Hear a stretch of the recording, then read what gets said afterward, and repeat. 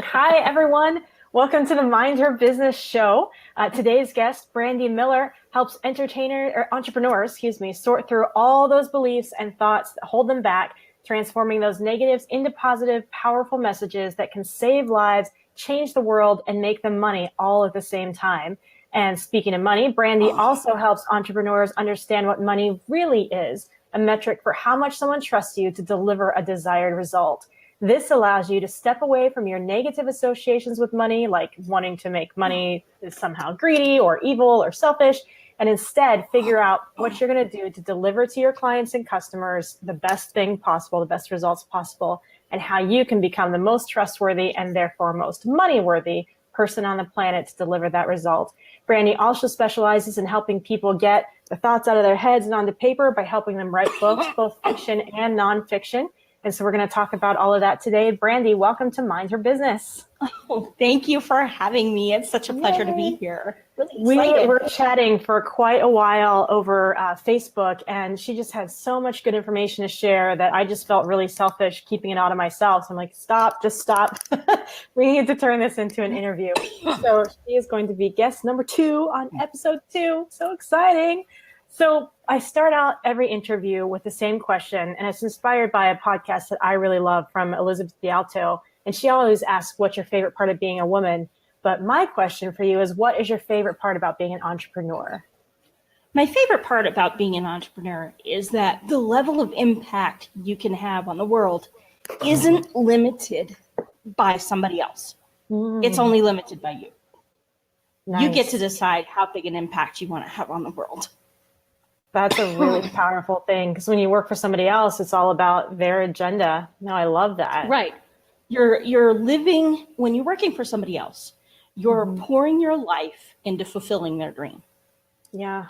When you're working for yourself, you're pouring your life into fulfilling your own dream. Yes. And actually, realistically, and this is where a lot of us get it wrong in the beginning, you're pouring your life into helping your clients fulfill their dreams. Mm-hmm. You become a dream maker. Powerful. Yeah. Yay, I love that. So what exactly is it that you do? Tell me about your entrepreneurial adventure. Well, when I first started working with people on their books, I really thought it was about the book. I mean, I honestly focused on the book. I thought it was about the book, and I really wasn't thinking beyond the book. Mm-hmm. And what I've come to realize is that in helping people share their stories, which is the main focus that I have. And you can put that story into fiction or nonfiction, because we all have dragons in our lives. Let's face it. If you've got depression, that's your dragon. If you're battling with addiction, that's your dragon. If you're facing poverty, that's your dragon. We all have dragons to overcome. So myths are nothing more than metaphors for bigger truths in life. Ooh, love that too. That's so powerful. Telling a story, and you can tell your story in fiction, especially if you're worried about hurting somebody who may still be living, and you want to protect them. You want to wrap the truth up in something that won't reflect badly on a real living person. That's where fiction comes into play. And it allows you that fiction's kind of therapeutic in that it lets you kind of process and very much so. That's interesting. Not only that, but fiction does something that nonfiction cannot do. If I tell you my story, I am offering you one perspective, mine. That's the only perspective I have to offer. If you tell my story, you can only offer one perspective. Pardon me. Apparently I'm getting all choked up about this. But if you happen to tell my story, you can only offer Jen's perspective on Brandy's story. That's all you can offer. But as a fiction writer, I have the power to walk inside every single character's head and see everything from each one of their perspectives and present that to you. Nice. Now you can understand why everybody did what they did, why they made the choices they made. And you can see how those choices impact each other. It's a very, very good look at how human behavior really works. Right? Because we have a limited viewpoint as individuals. But if you can walk inside somebody else's head, this is why stories are so powerful, because they do allow you to walk inside somebody else's head and see the world from their point of view. Mm-hmm. So like if, for instance, if I share my story with you, Mm-hmm. you get to see the world through my eyes. You get to understand why I made the decisions I made. You get to connect with what I did, not necessarily that what I did is positive or anything, but you understand why I did it. Yeah. And it Yeah, and you broadens can your learn just as much perspective. from Right, exactly. negative as positive. Yeah. Right. It broadens your perspective. Now you walk around the world thinking, okay, well, if I see that behavior, maybe this is the cause for the behavior. Yeah, and it helps you be more open and sensitive and understanding about just human Right. behavior in general. Exactly. Nice. It builds bridges of peace. That's what Yeah. stories do. They connect us to one another. They allow us to see the world from different perspectives and to gain an insight into why people do what they do. You know, I love your perspective on that because so many people think that fiction is just like, it's like TV. It's just entertainment or it's pointless. Or, I mean, even TV has the same effect, I think, on culture that fiction does from your perspective. You know, it teaches the lessons, it shares the stories, it shows the behaviors. And so many times artistic people, whether you be a painter or a dancer or a musician or a writer, feel like you're not contributing that much value if you're just making a painting or writing a fiction book. But really, you could be changing the world, especially when you look at it from your perspective. That's awesome. Precisely. Well, actually, this is because most people don't understand how the brain works. Your brain is a supercomputer. Okay. It is the most powerful supercomputer ever invented. And it operates on a belief-based operating system. What you believe is what that brain will accept as truth. Any evidence that comes into play that contradicts that belief will get kicked to the side and discarded as irrelevant.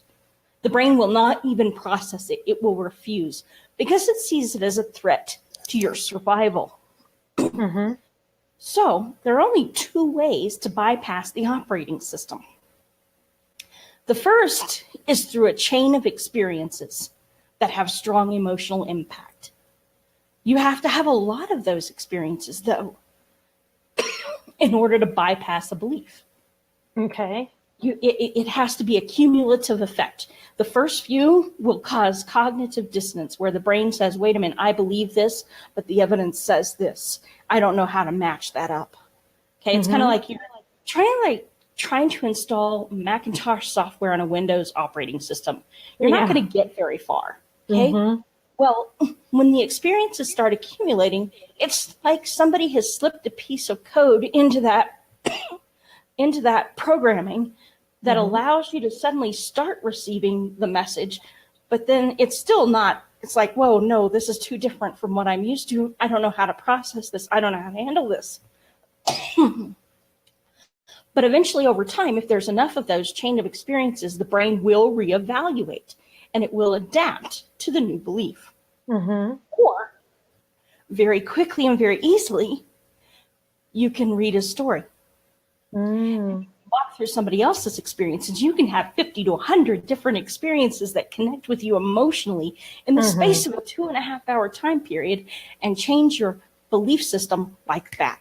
It's like a backdoor into your brain. Precisely. It's like hacking into the operating system. Oh, that's cool.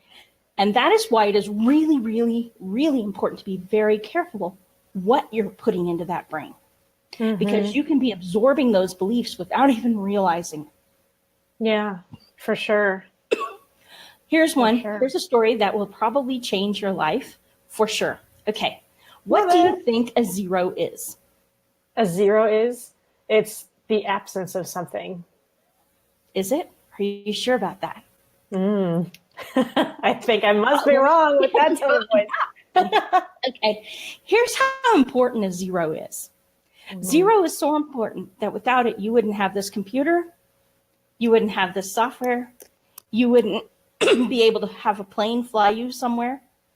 It wasn't until we really adopted the zero that we were able to have Cartesian geography.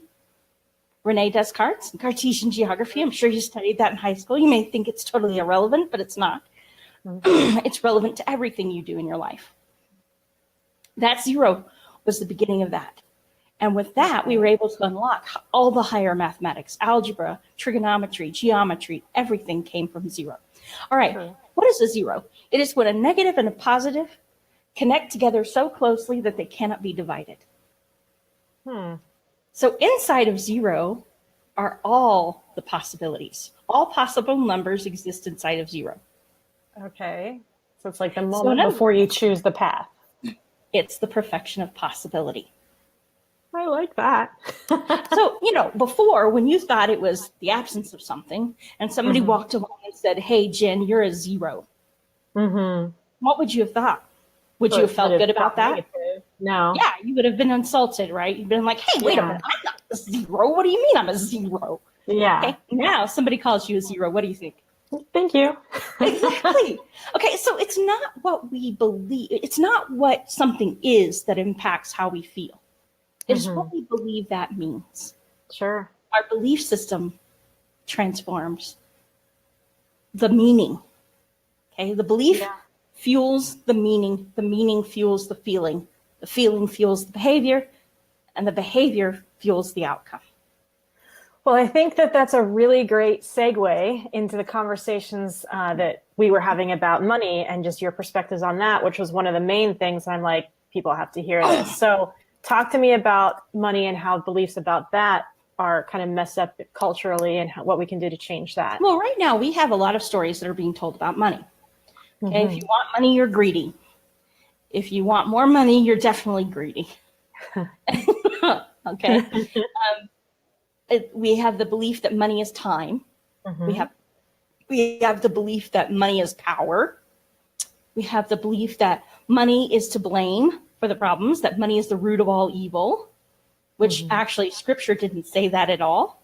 It said the love of money is the root of all evil. It's a little bit different. Yeah. And it all really boils down to our complete and total misunderstanding about what money actually represents. Which is what? Money represents two things. First, the trust somebody has in your ability to deliver a given result that they desire. Okay, so if somebody has a toothache and they come to you and, they tell you they have a toothache and you say, well, I've got a wrench here. I can help you with that. They're not going to pay you $100 for you to take care of that tooth. No. They don't trust you to be able to deliver the result, which what they want is pain relief. Okay. They don't trust that your wrench is going to be able to help them achieve pain relief. It may remove the tooth that's a problem, but it'll cause them other pain instead. Okay? Yes. So they're still going to be in pain by the end of it. But if a dentist comes up and says, hey, give me $100 and I'll take care of that tooth for you, and this dentist has a great reputation, they're going to pay to get the result because they're confident that dentist can remove their pain. Now, somebody who has no tooth problem, though, doesn't need your dentist. They're not committed to getting that result because they don't need that result. Right. So it's trust and commitment. Their trust that you can deliver the result, their commitment to getting the result. It's two-part. So you need somebody to trust you, and you need them to be committed to getting the result. Okay. If they don't have the level of commitment to getting the result, they may, and that's an operative word there, they may pay you money, but they're not going to do anything with it. You can help them, and they'll get nothing out of it, really, because they're not committed to it. Well, it's like people that purchase a course and then don't take the course. Yeah, they're not really committed to getting the result. Yeah. Interesting. They think they are, but they don't really have that commitment. They have a measure of commitment. In other words, they're willing to spend the money, but then something's holding them back past the money point, right? For some reason, they either, because people say, I don't have time, and I wrote a book called The Right Time, and in it, I tell people flat out, stop saying those words because they're a lie. Yeah, okay, for sure. You have time for whatever you want in life. In fact, your time is a measurement of your life. How much of your life are you willing to invest in something? Yeah. How committed you are to your result is how much time you're going to be willing to invest in that. And his choices too. I mean, you think that you have all these commitments and things, but you've chosen to take on those commitments. Right. Well, and that's one of the things I teach in that book is how do I evaluate the commitments that I currently have to see which ones are benefiting me, which ones can be combined with another commitment to achieve the same result with less time, and which ones can be shuttled because maybe they just don't really need to be there. Yeah. You know, are they really helping me achieve my priorities? Because that's the question you need to ask yourself.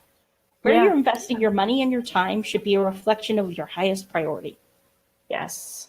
You know, that kind of transitions into something that you said in our little talk just before the show. You had said you need to fix your love story before you fix your money story. And I think love and priorities obviously go hand in hand. So can you talk a little bit more about that? Yeah, absolutely. Well, okay. In order to get money, remember that part of the equation is your ability to earn people's trust. Your trust in being able to deliver a given result. If you can't form relationships with people that are healthy and normal, you will not be able to earn trust. If you approach them with your own dreams in your eyes and your money, and, you know, if you look at them as money, nobody wants to be used. Yeah. Do you want to be used? No, you like it when somebody uses you? Okay. So if I come up to you and you're like, you get the feeling from me that all I want from you is your money, are you going to do business with me? No. No, you're going to walk away. Yeah. The only person who would do business with me is if they're the kind of person who doesn't mind using somebody else to get what they want. And is that the client you really want? Right. Exactly. If it's not, then you need to change how you handle your business. Yes. Nobody wants to be used. What they want is to be loved, cherished, appreciated, and valued. And I think we get into that place of seeing people as money because we get into this place of desperation. Exactly. And we're desperate because we don't value ourselves. We trade our time too cheaply because we do not value ourselves. Can you say that again? That's really powerful. We trade our time too cheaply because we don't value ourselves properly. And we don't value ourselves properly because we don't know how to value ourselves correctly. Which is the next question. What would you advise to change that? That is where your story comes into play. Knowing your story is where you will discover the value that you and you alone have to offer the world. Because you have gone through experiences that nobody else in the world has ever been through. So you have a perspective to offer that nobody else in the world or in all of time or history will ever be able to offer. Even if they clone your genetics, they cannot clone your experiences. They cannot clone your relationships. They cannot clone your friendships. They cannot clone your family history. They cannot clone everything about you. All they can clone is the genetics. The genetics are the blueprint. But what you build on that blueprint is you. I just want to kind of pause there for a second because so much of the time we kind of get caught in this imposter syndrome, especially a lot of women and women that are trying to do something great, but then you're like, oh my gosh, there's somebody doing this better, or there's somebody more qualified, or whatever your excuses that you make up. So what you just said, like, you're completely unique and no one can, you know, replace you on this planet. And there are people that need what you have to offer. I just think that our listeners really, really need to hear that and have that just kind of in their subconscious. Like, you are valuable. You can do this. That imposter syndrome, I can't do it, somebody's better stuff, is all just in your head. Nobody else is saying that about you. So, well, some of that imposter syndrome is legitimate. We are being imposters. A lot of times we have taken our negative experiences, those things that hurt us or that cause us shame or guilt, and we have shoved those in our mental junk closet, locked the door, and told everybody, don't go there. You're not allowed to walk in there. I don't want you to see that part of me. So yes, we're being imposters. We're being phonies. And we know so it's just, I mean, coming to that place of wholeness to where you embrace everything that happened, all your experiences, how they shaped you. Well, this is the truth. Every negative experience you've had in life can be turned into a positive that works for you instead of against you. Okay. The negative thing that happens to you does not happen to you. It happens for you. It shapes you into who you will become. The choices you make in response to that negative situation are what lead you to make the decisions that push you on the path to leadership. See, here's the truth about it. If you're destined to become a leader, and every woman is, okay, we're built with wombs. We were born to be leaders. Even if, we may not see that we're leading in motherhood, but we are shaping and forming that next generation. There is no more powerful figure in a child's life than their mother. And you begin influencing that child from the moment of their conception. Every chemical hormone that you experience, every feeling, every thought impacts that child from that very first moment of life and all the way through to their end of their life. It doesn't matter if you've made mistakes. It doesn't. You can always take those mistakes and turn them into something positive. So women are born to be leaders. And what you'll find consistently is that those who are born to be leaders will go through a crucible very early in life. They will go through hell. Things will happen to them. It's like that hero's journey that you read Precisely. about in Campbell. But women do not, we've been stepping away from our hero's journey. We haven't embraced it, okay? Yeah. You have to take what happened to you and you have to push through and go back into that junk. Okay, your greatest gifts in life are always going to come wrapped in the ugliest, nastiest wrapping paper possible. And it's like the source of love is asking you to trust it. Trust me that this is what you really need. I know it doesn't look good, but trust me that this is what you need. Most of us say, are you crazy? Get this out of here. I want something nice and pretty, okay? Yeah. But nice and pretty doesn't help you grow. Nice and pretty doesn't push you to your limits. Nice and pretty makes you comfortable. And you will never be your best self when you are comfortable. Yeah. It is not until you're pushed into the deep end of the swimming pool and you're drowning and you have to cry out for help that you will find your best self, your strongest self, the part of you that just is unstoppable. So to get past those stories that you're telling about who you are and what you're capable of doing and who's waiting for where you are going. Okay, it's not that you necessarily, I was molested as a kid, so let me just let you know that I'm not blaming somebody who got molested early, for their molestation. Never take responsibility for that. You didn't cause that. You didn't create that. Yeah.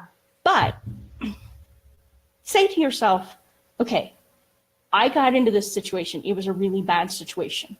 What part could I play in getting out of it? Then you put yourself into the equation. If you blame somebody else and it's their fault and it stays their fault, you have no role in the equation. You're not even included in the equation, so you can't solve the equation. Okay.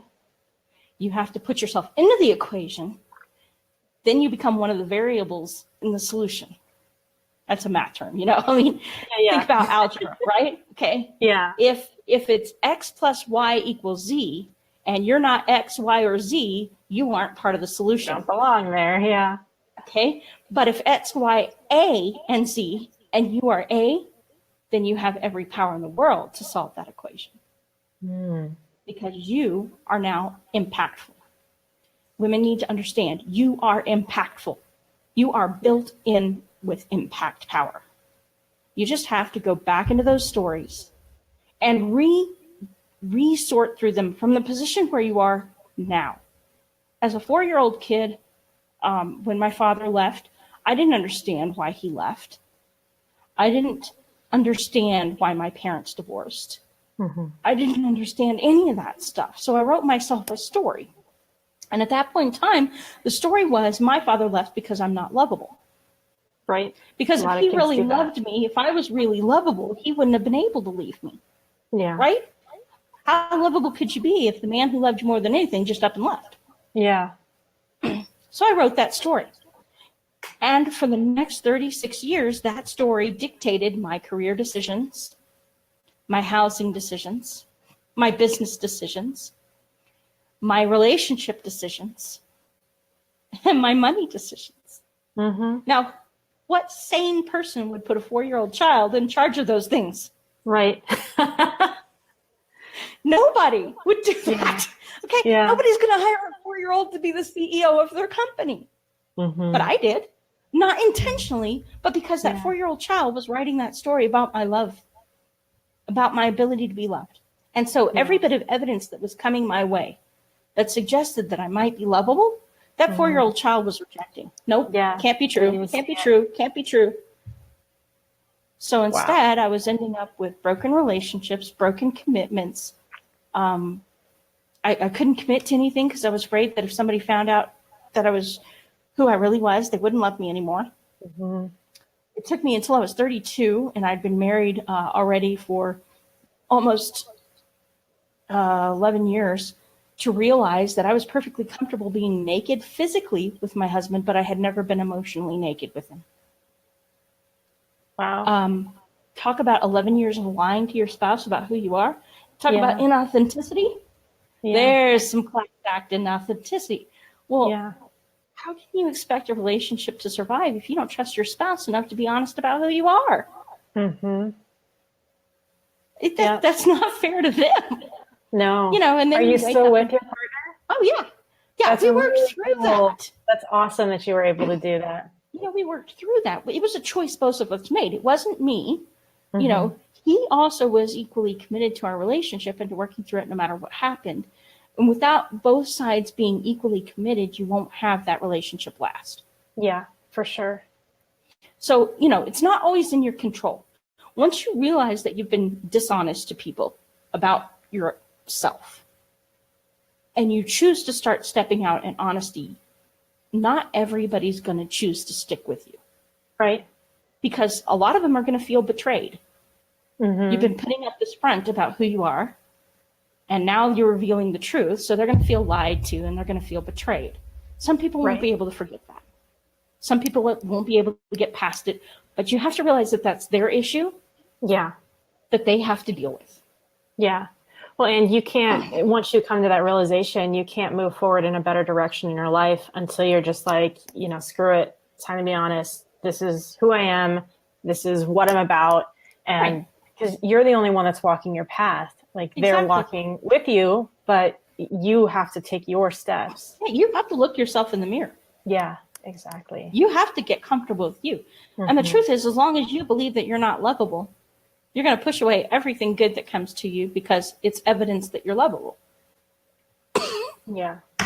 So you have to really fix that relationship with love first before you can fix your relationship with money, because the two are related.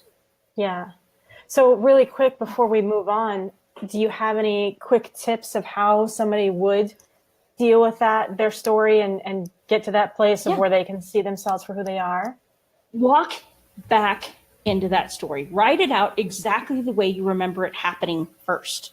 Okay. So rough draft is that you walk back into that story, and yes, you're going to need tissues, and yes, you're going to need a time and quiet and nobody else around, because this is going to be a really painful moment because you have not done this work. You have not walked back into that story since it happened to you. So you walk back into that story and you type it out exactly the way you remember it. Everything. Every moment of pain, every moment of agony, every moment of shame, everything that surrounded it, in as much detail as you possibly can. Once you've done that, take a break. Give yourself a little time to readjust, because your subconscious doesn't know the difference between what happened yesterday and what happened today. You're going to feel it just as if it were happening all over again. So that's painful. Give yourself time to recover. Once you have, though, now go back into that story and pick out the different characters in that story and write the story from their perspective. Who would you have had to be in order to do what you did in that story?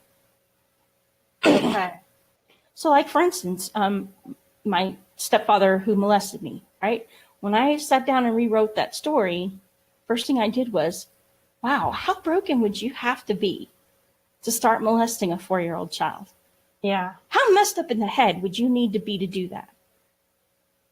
That actually, asking that question led me to feel pity for him. Yeah. How many people broke him along the way before he got to me? And if I can feel pity, then I can find forgiveness. And if I can find forgiveness, then pain goes away because I no longer feel it's a personal attack. I see what it is, the truth about what it is. That it's a broken person trying to heal brokenness in a really messed up manner. Mm. Broken people Wow. do broken things. And Yeah. that's the sum of it. But you'll set yourself free because it stops being about you. It stops being that something was wrong with you. It's about broken people in a broken world trying their best to fix things in a broken way. Mm-hmm. And that's really the story of all of humanity, right? Most of us do not walk around thinking to ourselves, you know what? I'm in a really bad mood today, so I'm going to treat Jen in a crappy way because I want to hurt Jen's feelings. No, we don't walk around thinking that. No. But we're feeling bad on the inside. So Jen bumps into me accidentally. And because I'm already feeling bad and I'm already in a difficult place, I snap at Jen. Hey, watch where you're going. I'm not thinking about Jen. I'm thinking about my own pain. And I just don't want Jen to hurt me. Yeah. So my snap response is a response to the pain I'm already in. It's just a wall. Yeah. Exactly. Okay. Mm-hmm. So, but most of us take that moment personally, especially as women. Because we tend to be so empathetic to other people's feelings, we absorb their feeling as our own. And that's one of the things that forgiveness does, is it gives us permission to say, you know what, that was your brokenness. I refuse to accept it as my own. I owe myself more than that. I don't need your brokenness. I got plenty of my own. I got a storehouse of it. I don't want to pass it on to somebody else. Because that's what also happens. If you hold on to that pain, you end up passing it on to somebody else along the way. That's not fair to them. Yeah. So instead, when you find that forgiveness, you're empowered to stop the cycle right there, right then. No longer are you beholden to the person who hurt you. You don't have to carry their pain. You don't have to carry their brokenness. You can release them and yourself from the situation. And you're free to grow. Because while you're not forgiving, you're holding both of you hostage to that moment in time. Well, guess what? People change. Yeah. I mean, literally, people can change in 10 minutes time. From the 10 minutes you saw them, that's one of the keys to staying married, by the way, is treat yourself like an Alzheimer's patient and always remember that the person you went to bed with isn't the same person you woke up with. Make it your job to discover them each and every day. Who are you today? Fun perspective. Yeah. You know, have you ever seen the movie 50 First Dates? Yeah, I love that movie. It's so cute. Treat it like 50 First Dates. You don't know who this person is. Who is it that I woke up with this morning? What has changed since the last time I saw you? How did you grow? Maybe you had a dream. Maybe you had an epiphany. Maybe you woke up and you were hurting. How did that change you? Like that curiosity would help the other person be open to this whole process that we just talked about of like accepting, you know, their past and dealing with their past and, oh, how can I help you? And just that open and sensitivity. Like, I love that. That's a great perspective. Well, and it really did save my marriage. The moment that I had that epiphany that the person that I went to bed with is not the same person I wake up with. That changed how I handled my relationship. Because even if the behavior looks the same on the surface, it's motivated by completely different things. Interesting. But I'm still responding to the person that was in the past. Yeah. So I'm still treating him like he's there when really he's up here. Yeah. And so it was kind of locking our relationship into this vicious cycle where I treated everything he did with skepticism because of past pain, right? So then he wasn't free to change and I wasn't free to change. And our relationship wasn't free to change. Yeah. How can you make progress in a relationship when nobody's changing? Yeah. Well, it's just like water, you know, it has to keep moving to stay fresh. And if it's stagnant, it could kill you. Exactly. Yeah, because when it's stagnant, that's when it gets the mosquito eggs in it and all the nasty bacteria builds up. Yeah. It's kind of gross. Yeah, we got that slime on the top. Ooh, yeah. And nobody wants a marriage like that. Yeah, who wants that? Nobody. Just like that, yeah. And so, you know, once you accept that you are neither one of you the same person you married and you're never going to be. God help me. I'm glad I'm not the same person I was then. Yeah. Yeah. I was not a super nice person. I thought I was, but looking back, I'm like, whoa. Yeah, I was not. I was not an authentic person. I was not a joyful person. I was a broken person. And I was pretty much making sure everybody around me was miserable without trying to. So let's tie this back in now that we've kind of heard your story and your process for overcoming brokenness. How did that affect your entrepreneurial journey? Tell us about like it was A to C. instrumental to it. See, I tried to build businesses from the age of 4. I started my first business at the age of 4, picking weeds for a neighbor for 10 cents a weed. Pretty soon figured out there was an income ceiling on that one that I just didn't know how to get around. And I abandoned that business. And then, the next one I tried didn't work out. And the next one and the next one and the next one. I spent 36 years before I really took off. And it came down to I couldn't connect with people. I would make a connection. We would have a really good start to the relationship. I didn't know how to commit and follow through. Okay. Or I would be so shy and so hesitant about sharing myself that I wouldn't attract clients. I was like, how do I get clients? Well, meet people. Yeah. But I was busy hiding myself. And as long as you're hiding yourself, you're not going to meet people. Yeah. Because you're not really going to let yourself out of your shell. You're going to keep yourself behind this close little wall. You're going to protect yourself. Please don't look at me. I'm not that important. Baloney. Okay? You have way more importance than you will ever give yourself credit for having. Everything you do is significant. Every choice you make, every action you take, everything you do impacts this world, not only in this generation, but every generation to come. Never make a mistake. That's like a twofold thing. It's just like, with great power comes great responsibility. Oh, thing. Exactly. And then don't get stuck in habits thing, like be intentional. Mm-hmm. Exactly. Well, I find that most of us mess up when we underestimate our significance. Because we think, well, it's not really important if I go find leads today. Really? Mm-hmm. Well, if you're doing work that helps people, there's somebody sitting out there right now at a kitchen table, staring at a bottle of Tylenol pills, wondering just how many of those she has to take to end the pain she's in. And you could help her, and you're telling me it's not important for you to go find her? You want to tell me that's not important work? Yeah.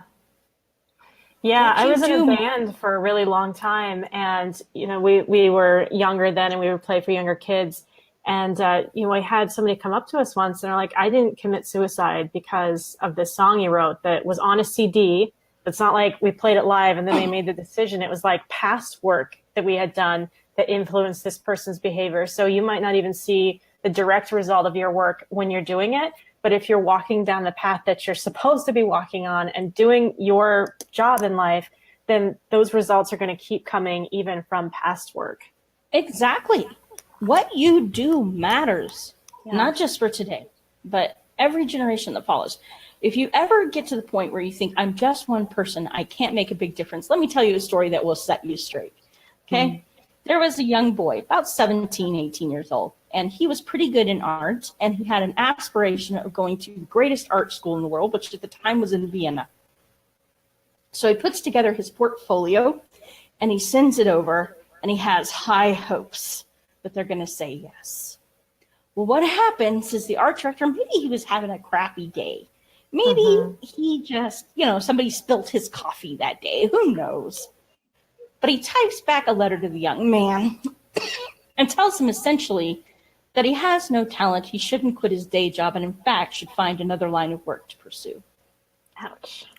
Yeah, ouch. This kid had spent his entire life pouring it into his art. He dreamed of nothing more than becoming a great artist. But he took the guy's advice because, hey, the guy was an expert in his field. Yeah. So if the expert in the field tells you your art sucks, who are you to argue? Yeah. Right? Especially at 17 and 18 when you don't know any better.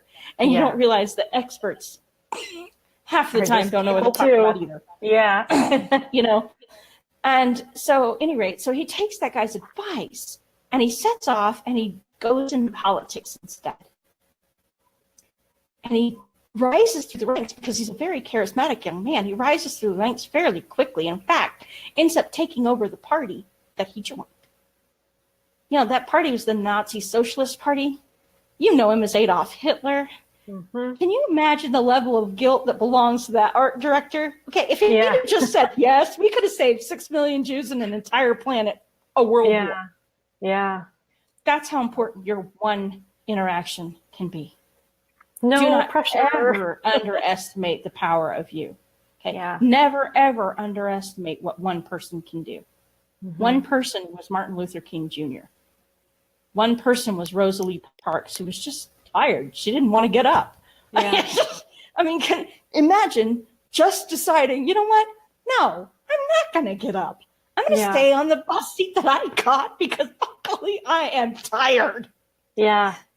And I think that point that you're making has two different lessons you can learn from it too. It's the whole decision that you make can affect somebody else's life and therefore the lives of potentially millions of other people. And also the just because somebody else doesn't believe in you doesn't mean that you shouldn't believe in you, and you need to follow your path and believe in your dreams and do what it takes to make those happen. Well, exactly. Here's something else that most people don't really get. A lot of women entrepreneurs, they want their husband to be on board in the beginning. Mm-hmm. They have this great vision for success. They have this vision of where they want their business to go. And they're like, honey, get on board with me. And he's like, yeah, no, I don't see it. Well, okay. And then they get mad at him because he can't see it. And they stop because he doesn't. And they stop because he doesn't believe it. Well, here's the truth. That vision was given to you. It exists inside your head only. Mm-hmm. You are the only one who can see it. Literally, you're the only one who can see it. Expecting other people to believe in a vision that only you can see is expecting way too much of them. And that is why you get disappointed, because you have false expectations, so those lead to disappointment. Do not put your relationship on the line for a vision that you don't have enough faith in to make a reality. Because until you believe in your vision strongly enough that you're willing to start building to it, whether or not anybody follows you, nobody else is going to follow you. You have to believe in you so strongly that you're willing to pay the money to get the blueprints created to move forward on your vision without anybody else following. And here's why. When you have a vision, you have been chosen as a leader. A leader's job is to be able to stand up and tell people that direction heads to the cliff and you're going to die if you go there, when 99% of the population is headed to the cliff and about to die. Your job as a leader is to save civilization. You may be the only thing standing between the collapse of civilization and the salvation of humanity. As a leader, that is your job. But if you can't stand up against your own husband, you're not going to be an effective leader. Mm-hmm. How are you going to stand up against other people who you don't even know or care about when you can't stand up to the people you love the most? Yeah. And I think don't a lot be of mad that, at him. Yeah. Don't be mad at that him. Faith in yourself and that being in your core and not being I know I had issues with codependency a lot in the past. And so it was all about, I literally could not hear the voice in my head telling me I didn't want to do something. It's not like I heard it and I ignored it. It's like it was not there. And so like you were saying earlier, you're just the shell of a person. And so until you can get to that core, just like what you were saying earlier, you have to become rooted and whole in yourself before you can become a leader. But you need to do that because it is your job to be a leader, period. Right. It's not an option. If you have the aspiration to be an entrepreneur, it's because you were destined to be a leader. Entrepreneurs are leaders by nature. Mm-hmm. We are leading the next generation. We are the innovators. We are the path blazers. We are the ones whose responsibility it is to find a new way for civilization. Mm-hmm. That's what we're destined to do. But we've been shirking our responsibility. And we haven't been path blazing because we've been waiting for somebody else to vote us in. Well, nobody's going to vote you in, darling. I hate to tell you this. Nobody's going to vote you in. You have to vote yourself in. Say yes to your vision.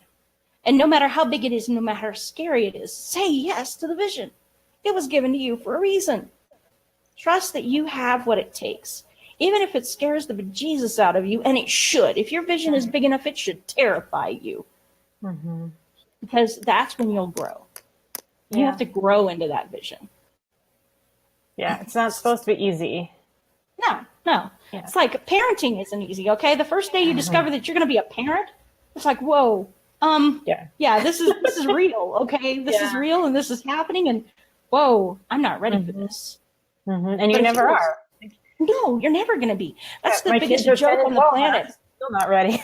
This is the biggest joke on the planet. My kid's 22, okay, and I'm still not ready to be a parent. Yeah. All right. Being a parent, you are never going to feel ready.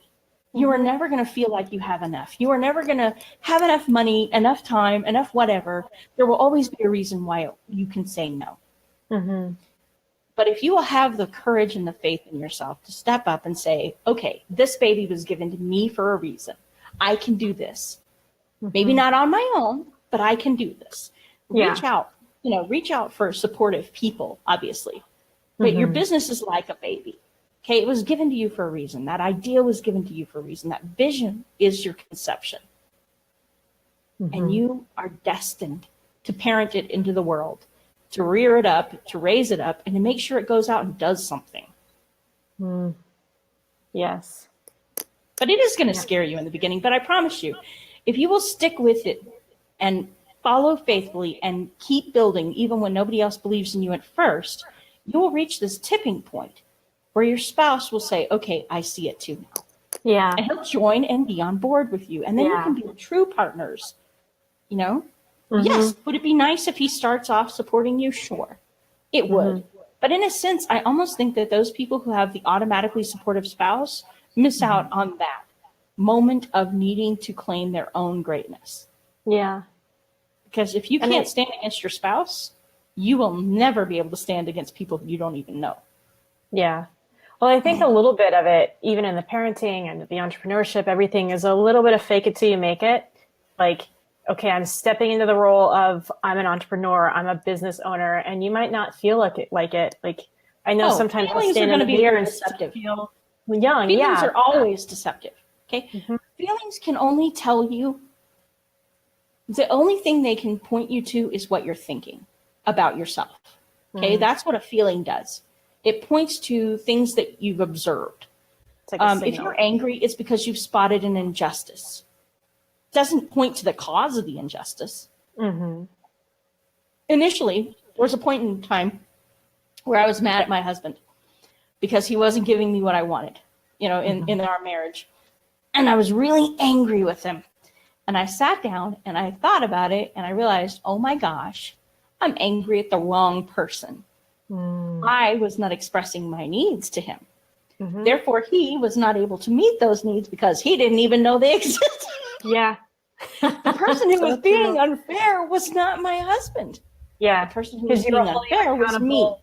Yeah. You're holding him accountable to standards that didn't even exist in his world. Exactly. He had not been informed of my needs or given an opportunity to meet them. How was he supposed to know what I wanted? He doesn't have telepathy. It's a sad but true fact. But a lot of times we women will set ourselves up for disappointment because we have these false expectations about what other people are supposed to think, feel, or do. And that's like writing a script for everybody for a play that's in your head and not giving them the script. Yeah. Okay, you're telling them how you want them to act in your head, but then you're not handing them the script that would allow them to play their part in real life. Yeah, just because it seems like logical and normal to you doesn't mean that anybody else is going to feel that way. Precisely. Because they don't have your perspective on life. They don't understand why you want what you want. That's another part of getting your story out, is that it helps you to articulate, this is how I want you to interact with me. This is what my standards are. This is what my values are. This is what I find acceptable. This is what I find unacceptable. This is what my vision is. And this is why I want you to join on board with me, because this is what I see happening if my vision becomes reality. So once you can articulate all of that and begin to talk about all of that, then you invite people to become partners with you in making that a reality. Nice. So yeah, it's a neat little package. So getting back to your entrepreneurial journey, you said that things didn't start coming together for you like in a successful kind of stable kind of way until you were 36. What was that business and what were you doing? At the time, my husband and I had started a company together, and we were focusing on web design and web development, but both of us were kind of miserable in it. But it was bringing us income, so we were like sort of stuck with it. Right. It was our primary source of income. So how do you divorce the primary source of income, right? Yeah, so then still eat. Exactly. And still have a place to sleep, right? And we didn't want to go be homeless, so, hey. And we didn't know how to attract new clients. That was our big sticking point. Neither one of us were good at sales. Neither one of us knew how to talk to people or talk about our business. And so I pick up this book called Book Yourself Solid by Michael Port. And one sentence out of that whole book changed my entire life. He said, every business problem is a relationship problem in disguise. Okay.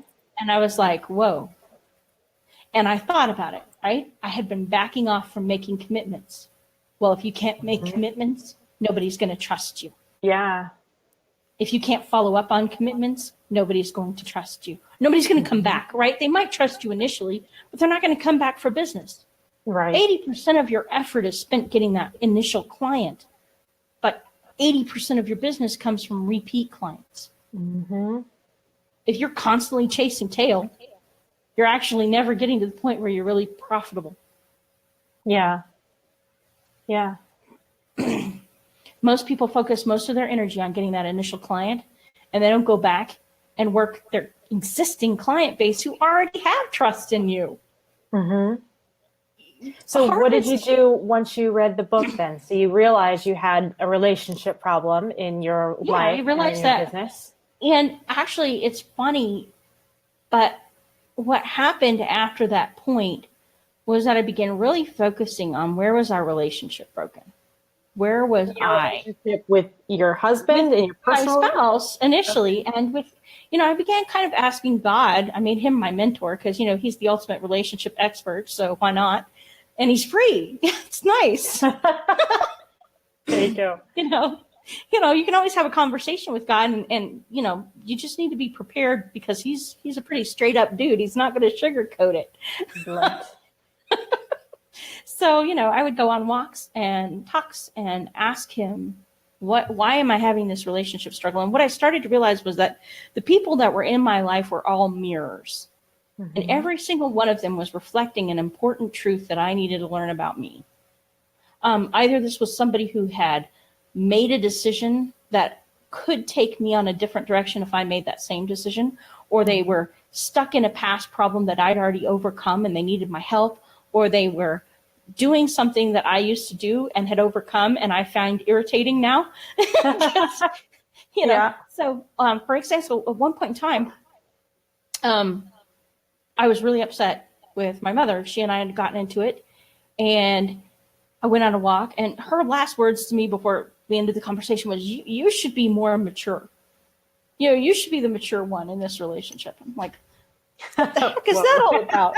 I'm like, so I go on this walk, and I'm like, God, do you hear how unfair? Isn't that unfair? Isn't she asking too much of me? And he's like, yes, honey, she's asking too much of you. You're 41, and you're fine for 41. You're doing well ahead of where she was at 41. She's 67. You cannot be ahead of her on that journey. Okay. There's no physical way for you to be ahead of her on that journey, and she is asking too much.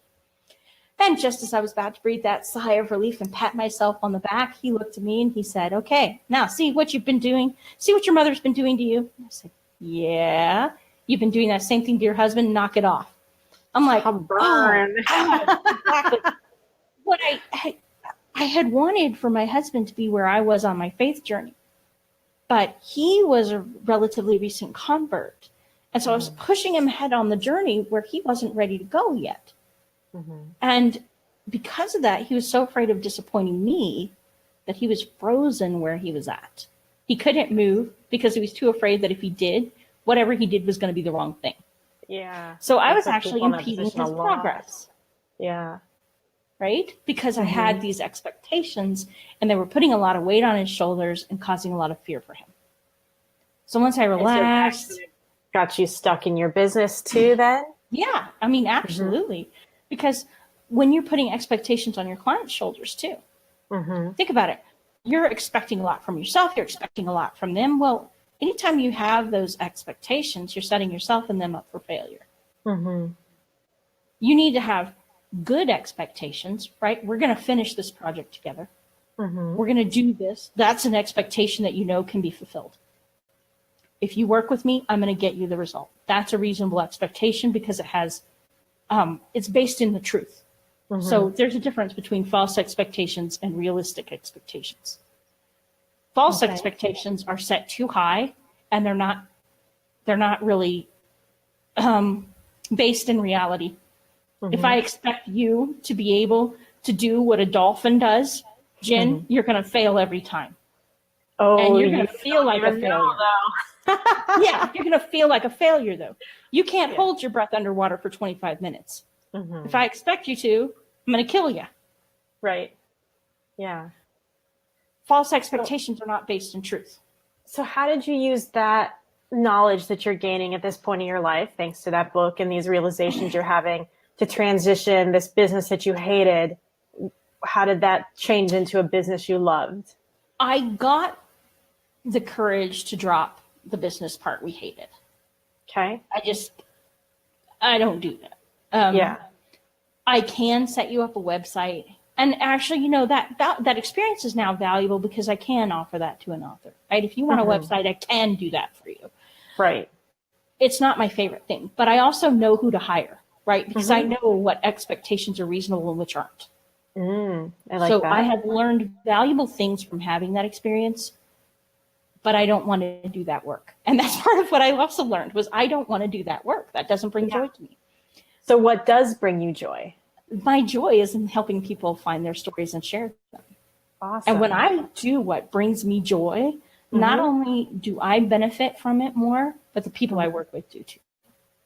And so that telling a story is all tied up in the writing a book is your main way of helping people tell that story. Exactly. Well, it's my main way of helping them go through that story, right? Let's go back through that story. Let's talk about what happened. Let's look at that again. So is it more fiction writers you work with or I tend to work with more nonfiction than fiction, but I do love my fiction writers. They're my pets. I mean, I love fiction, honestly, way more. And in fact, I have much higher standards for fiction than I do for nonfiction. Nonfiction, you walk into it knowing that you're being taught something. So you walk in with your skepticism right there. Yeah. You're already, okay, I'm going to test this. I need to test this. I need to be sure that I can trust this person. They may be teaching me something. Maybe there are some parts of it I can believe. Maybe there's some parts I can't. But when you read fiction, you don't walk into it realizing that you're going to learn something. That learning is hidden under the covers, so to speak. And so it's subconscious learning, and that makes it much more powerful and much more dangerous.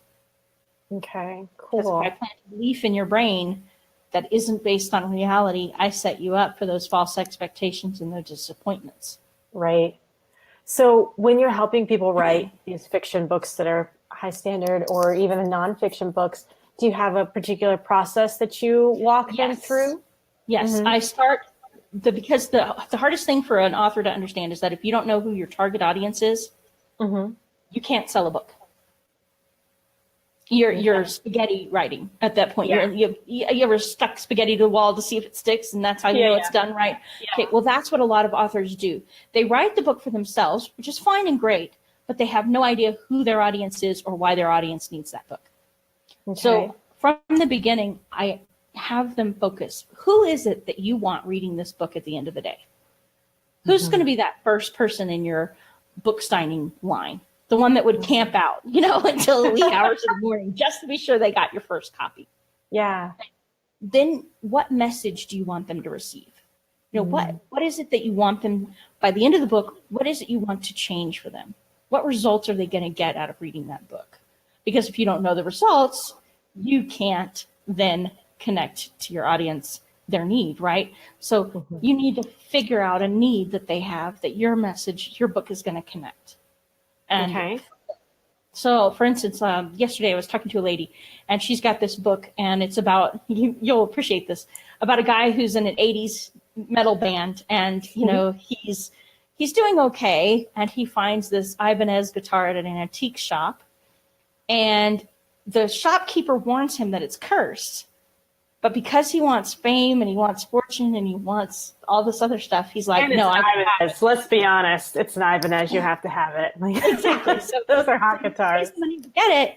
And fans start dying along the tour stops, you know, and the lady that he has that has become his recent lover, the one that he's really in love with, well, now her life is threatened. So now he's going to have to choose between this thing that promised him all these things he wanted and the thing that he really wants. And how many of us find ourselves in that exact situation, right? We find ourselves confused because on the one hand, we've got this dream that we want, and on the other hand, we've got these results that we don't want that are happening because we're using this tool. Usually it's money, right? We're pursuing the money with no idea what money really is, and so we're squishing our relationships and killing our other things in the process of trying to get it.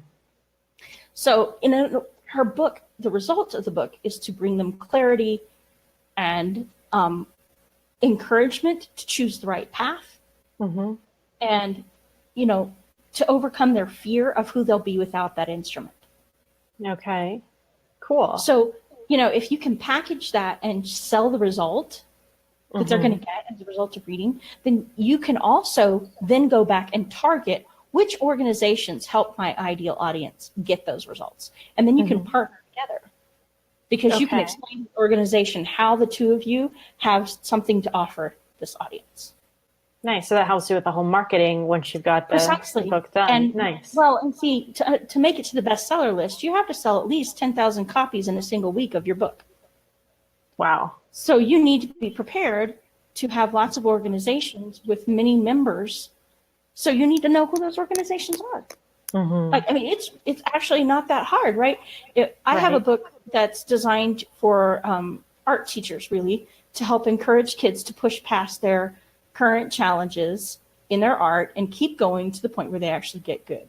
Because most kids stop drawing at around age 9. Sad. Because they can't produce the realism they want.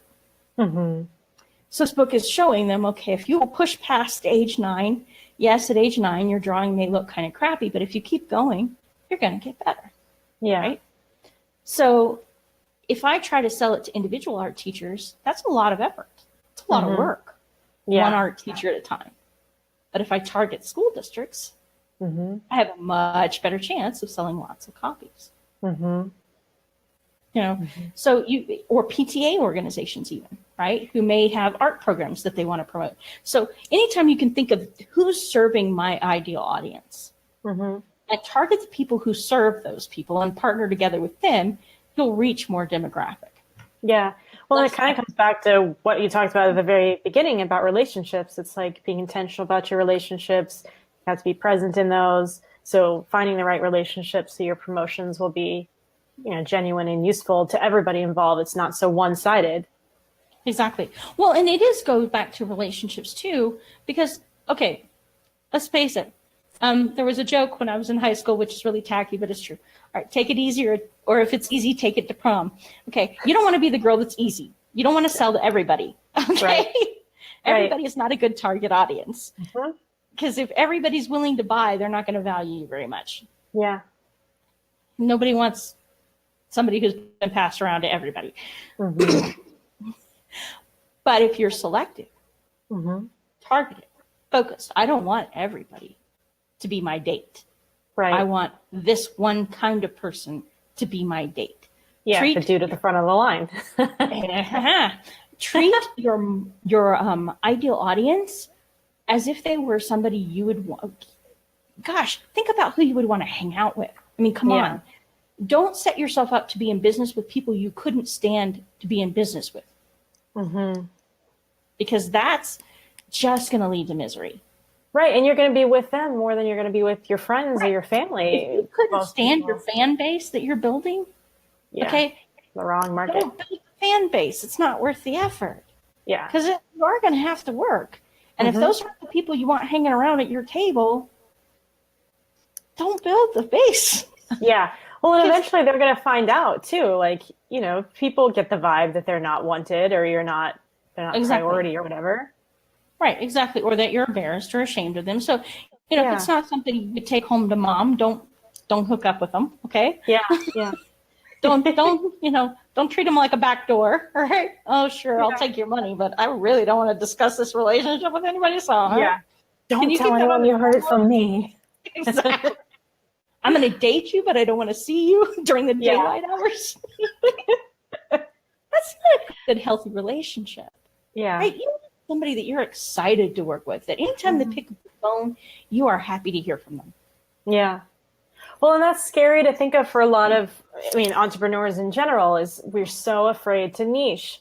And you're, like you're saying, you can't date the whole school. You have to pick somebody, make sure it's the right person, but you're going to have to pick the right person if you even want to go to prom at all. Yeah, exactly. Well, and the thing is that when you niche, you can make sure that it's a win-win relationship. Yeah. Because you're bringing the best of you, right, and hopefully bringing out the best of them. Right, exactly. You have a firm idea of who this person is and what they need from you, and therefore you also have a firm idea of what you have to offer them and the value that it brings. And really, it helps you become even better at delivering what it is that you're doing, because you get the practice in delivering that specific thing, and it's only going to get better. Exactly. And the truth is that if I write an article on marketing and branding, and I write it for authors, the principles apply to anything. Yeah. The principles apply for musicians. The principles apply for other kinds of artists. But then the person reading it understands that I know exactly what they're going through. I can use the language that's targeted to them. So I speak their language. I come across as authentic. I come across as genuine. And they get that I get what they're going through. I am not putting myself in a position where I'm guessing, because, I've never been a musician on stage. I've sung in a church choir, but that's a very different thing, right? Being a musician on stage where you had to sell tickets to get people there, or you had to promote yourself to get there, or, being a part of a band where you had to do teamwork even when you didn't feel like doing teamwork. Yeah. Right? Those are all very different experiences I cannot teach somebody about. I haven't had them. So be honest. It's about honesty in your niche too. Exactly. It's about being authentic, about focusing on who I can serve. See, I have so much to offer somebody who wants to be a self-published author because I've been through the whole process. Yeah. From start to finish, multiple times over, and I've helped other people get there too. But I can't talk to you about what it's going to take as a musician for you to get from garage to marketplace. Because I've never done that. I can guess. Yeah. I can go interview people who have, but that's not the same thing as me lending my authentic experience. Yeah, for sure. So, I could keep going on with you forever and ever. It's so easy. You have so much depth of knowledge. So really quick, tell us a little bit about your 40-day writer program. Basically, if you have an idea, getting your book out of your head can be as easy as having a cup of coffee with a friend over breakfast.